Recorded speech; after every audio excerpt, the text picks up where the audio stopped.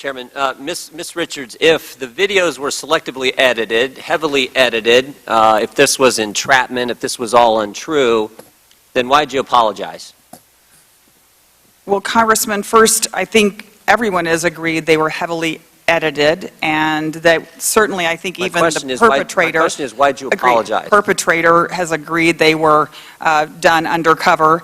I spoke with Dr. Nucatola, who was featured in one of the videos, and I thought it was important, in my opinion,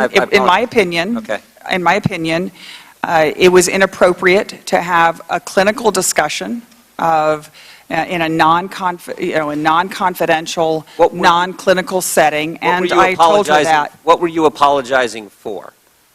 That she used, I think, in my judgment, it was bad judgment to have a clinical discussion in a non-clinical setting, and that's... I mean, the first video comes out July 14th. 2 days later, you go and issue an apology, and you said this: "It's unacceptable. I personally apologize for the tone and statements." Well, so I want to know. I felt like, no, here's the question. Which statements were you apologizing for? It was really the situation that she was in, and I believe that. That's and again, but Ms. Richards, that's not what you said. You said, "I apologize for statements." I'd like to know. I think the American people like to know which statements in the video were you apologizing for. Were you apologizing for statements that were untrue? Because you normally don't do that in life. If something's untrue and false, you don't apologize for that. You correct the record. But that's not what you said. You said, "I personally apologize for the tone and statements," and I'm asking you a simple question. There was only one video at the time you issued this statement. When you did your video, there was only one video. I want to know, in that video that you were referencing, which statements were you apologizing for? Well, Congressman, at the time, as you, I'm sure, remember, that video was released. We'd had no time to actually evaluate how much editing had happened. It was days later that we were able... Which true statements in that video were you apologizing for, Ms. Richards? I was reflecting that on that video, not any particular statement, that did not reflect the compassionate care that we provide at Planned Parenthood. That raises an important question.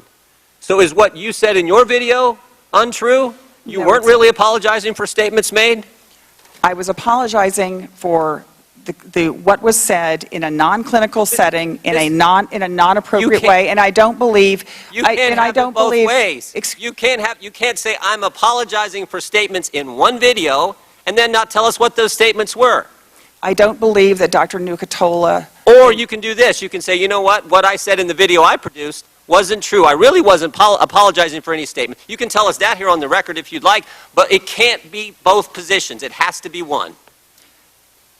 And I want to know which one is it. And frankly, the American people want to know which one is it. In my judgment, it was inappropriate to have that conversation in a non-clinical setting, in a non-confidential area about clinical matters, okay. and I've told that to Dr. Nucatola. I will also tell you, why didn't you say Dr. Nucatola. Why didn't you say that?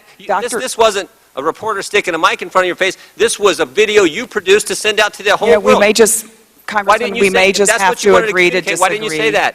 We may just have to agree to disagree on this matter. I don't think we're agreeing to disagree. I think you're not answering my question. Well, I've answered it, I think, repeatedly here, and I want to say also for the record Mr. Chairman, that Dr. Real quickly, just for the record, but this to me is critical, because at the moment you did this, there were only one video, and then you do your video in response to that video, and you made a specific statement. I'm sure your staff worked on this, you prepared this. This probably went through a number of drafts, and you were very specific in what you said.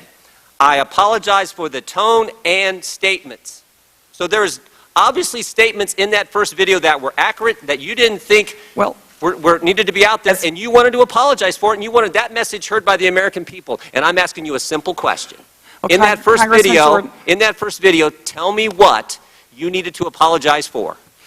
That highly edited video that now, of course, as we have gotten further, and I've read that pages highly edited video that you apologize for. Pages now, I have now read hundreds of pages of all of the things that were said, and what is clear now, that there were many, I think 10 times during that conversation It's a in simple- which it's a- Dr. Nucatola Ms. Richards, expressly it's a said, simple question. Well, I've answered it It as is as best simple and I as made- basic as it gets. You don't apologize for things that are inaccurate. You apologize for things that are accurate. And you said there were statements in that first video that I want to apologize for.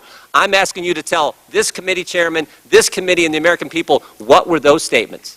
well, I think I've already made my explanation, and just for the record, Dr. Nucatola is an excellent doctor. I'm and not saying she's not. I'm asking Well, what I you just said. like, but Gentleman's time. you've had your Gentleman's time is moment. I expired. wanted to make sure that you understood that she provides incredibly compassionate care, and I'm proud of her.